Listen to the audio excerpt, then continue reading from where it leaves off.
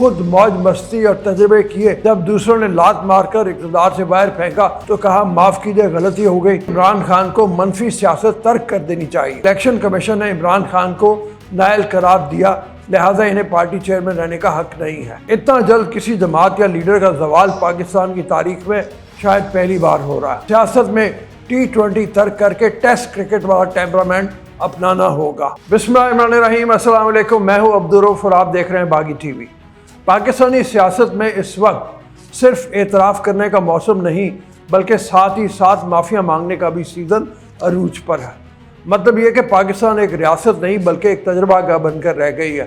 جیسے driving licence بنوانے جائیں تو سرکاری خستہ حال گاڑی میدان میں کئی دہائیوں پرانی موجود ہوتی ہے جس پر ٹیسٹ کیا جاتا ہے تاکہ اگر کوئی اسے ٹھوک بھی دے گا تو درد نہ ہو، کیونکہ کم از کم چلانے والا سیکھ تو لے گا۔ اسی طرح پاکستان میں نئے بچے بلونگڑوں کو سیاست سکھائی جاتی ہے کہ آؤ وزیر اعظم بنو، اس ملک پر تجربہ کرو، اگر کامیاب ہو گیا تو خود بخود لیڈر بن جاؤ گے، اگر تجربہ ناکام ہوا تو کہنا مجھ سے غلطی ہو گئی ہے، معاف کر دیں، مگر میں اسے چلانا سیکھ چکا ہوں، ایک موقع اور دے دیں۔ اس وقت عمران خان اور ان کی جماعت کی بھی یہی حالت ہے کہ 4 سال تک خود موج مستی اور تجربے کیے، جب دوسروں نے لات مار کر اقتدار سے باہر پھینکا تو کہا معاف کیجیے غلطی ہو گئی، آئندہ نہیں کروں گا، بس ایک موقع اور دے دیں۔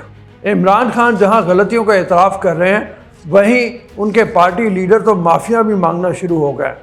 اتنا جلد کسی جماعت یا لیڈر کا زوال پاکستان کی تاریخ میں شاید پہلی بار ہو رہا ہے۔ پاکستان تحریک انصاف کے سیکرٹری جنرل اسد عمر نے توہین عدالت کیس میں غیر مشروط معافی مانگ لی ہے۔ لاہور ہائی کورٹ کے راولپنڈی بینچ کے جسٹس جواد حسن نے secretary general PTI Asad Umar کو جاری توہین عدالت نوٹس پر سماعت کی۔ اسد عمر نے 26 نومبر کو راولپنڈی میں PTI جلسے کے دوران تقریر میں ججز پر تنقید کی تھی۔ عدالت نے اسد عمر کی تقریر کی ویڈیو اور ٹرانسکرپٹ بھی طلب کیا تھا۔ عدالت نے اسد عمر سے توہین عدالت کے نوٹس کا جواب بھی طلب کیا۔ عدالتی حکم پر آج اسد عمر اپنے وکیل ایڈوکیٹ فیصل چودھری کے ہمراہ عدالت میں پیش ہوئے۔ جسٹس جواد حسن نے فیصل چودھری سے استفسار کیا کہ آپ کے موکل کہاں ہیں، ان کو پیش کریں، جس پر اسد عمر نے عدالت کے روسٹر پر آ کر اپنی تقریر پر غیر مشروط معافی مانگی اور کہا ہم عدلیہ کا احترام کرتے ہیں اور کرتے رہیں گے۔ جسٹس جواد حسن نے کہا کہ مسئلہ توہین عدالت کا نہیں، اداروں اور ان کی شخصیات پر الزامات لگانے کا ہے، جس پر اسد عمر نے کہا کہ میری تقریر میں بھی کسی جج کا نام نہیں تھا۔ PTI رہنما اسد عمر نے عدالت سے غیر مشروط معافی مانگتے ہوئے کہا کہ میرا مقصد عدالتوں یا ججز کو نشانہ بنانا نہیں تھا۔ اس پر جسٹس جواد حسن نے کہا میرے پاس آپ کا ویڈیو بیان ہے، وہ چلانا نہیں چاہتے، ہمیں اچھے سے علم ہے آپ نے کیا کیا یا کیا کہا۔ جسٹس جواد حسن نے ریمارکس دیے کہ عدالتوں نے آپ کو لانگ مارچ کی اجازت دی اور آپ نے عدالتوں ہی کو نشانہ بنایا۔ اسد عمر نے کہا میرے کسی بیان سے اگر کوئی لائن کراس ہوئی تو معافی مانگتا ہوں۔ جج نے کہا کہ عدالت کے پاس آپ کا ویڈیو بیان موجود ہے، آپ کو معلوم ہے کہ آپ نے تقریر میں کیا کہا۔ آئین کے آرٹیکل 50 رائٹ ٹو موومنٹ اور 60 رائٹ ٹو ڈیموکریسی کی اجازت دیتے ہیں لیکن اداروں پر تنقید کی اجازت نہیں دیتے۔ عدالت نے PTI رہنما کی جانب سے غیر مشروط معافی مانگنے پر اسد عمر کو جاری توہین عدالت کیس نپٹا دیا۔ دوسری جانب الیکشن کمیشن ایک بار پھر متحرک ہو گیا ہے اور عمران خان کے خلاف پارٹی سربراہی کے معاملے میں فیصلہ سنانے کے در پر ہے اور ساتھ ہی ساتھ اپنے اوپر لگے الزامات کا بھی جواب دیا ہے۔ سابق سیکرٹری الیکشن کمیشن کنور دلشاد کا کہنا ہے کہ الیکشن کمیشن نے عمران خان کو نائل قرار دیا، لہٰذا انہیں پارٹی چیئرمین رہنے کا حق نہیں ہے۔ کنور دلشاد کا کہنا تھا نواز شریف کو بھی نائل ہی کے بعد پارٹی سربراہی سے بھی نائل قرار دیا گیا تھا۔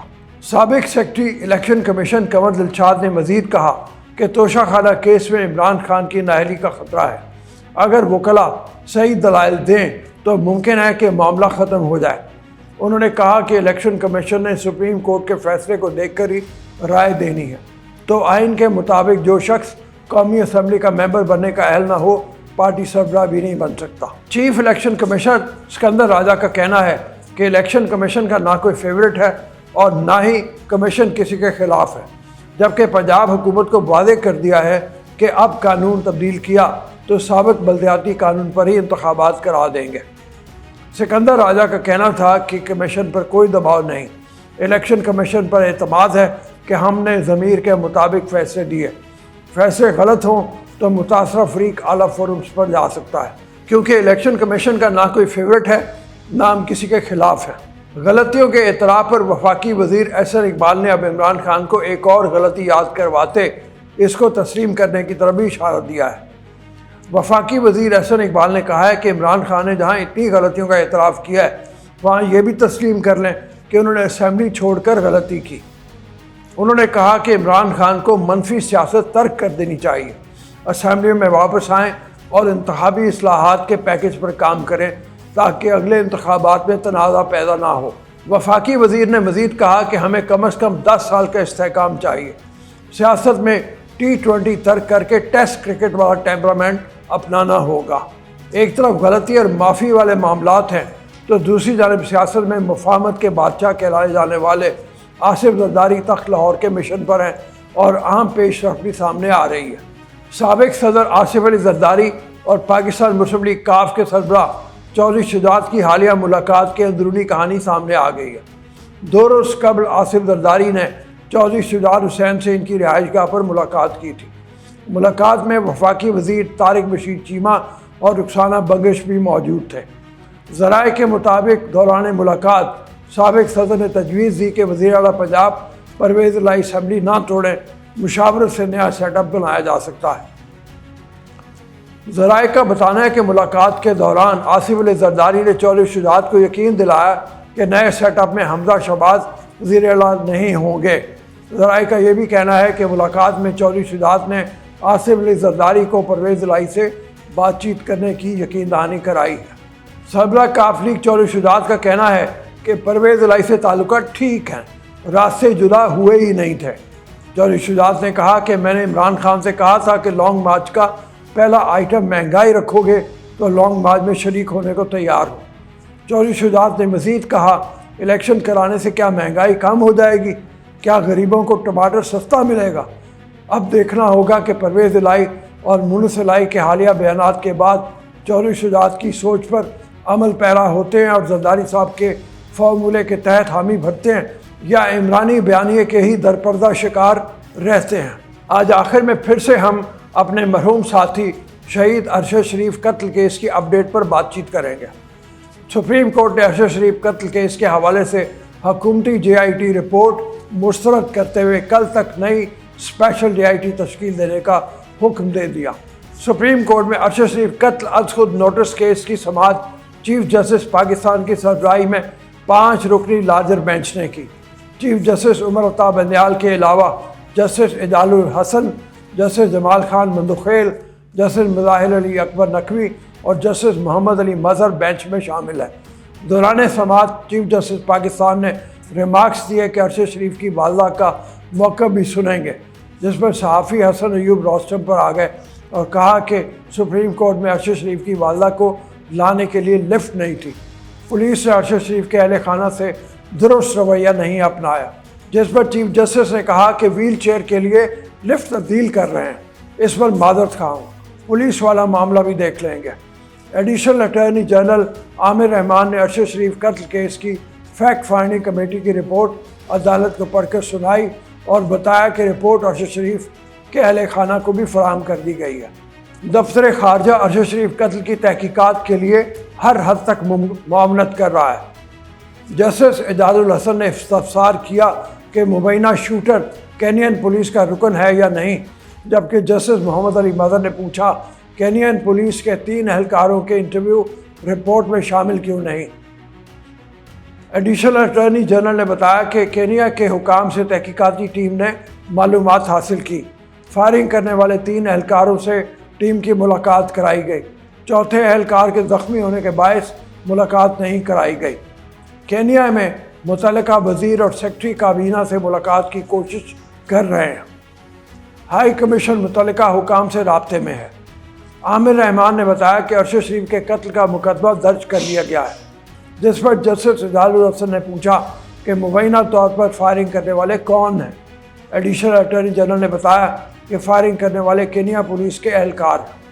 چیف جسٹس نے کہا کہ رات 1 بجے عدالت کو رپورٹ فراہم کی گئی ہے۔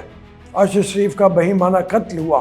ارشد شریف کے قتل کا وقوع کینیا میں ہے، ان سے تعاون کیا جائے۔ ارشد شریف کے قتل کیس کے کچھ گواہان پاکستان میں بھی ہیں۔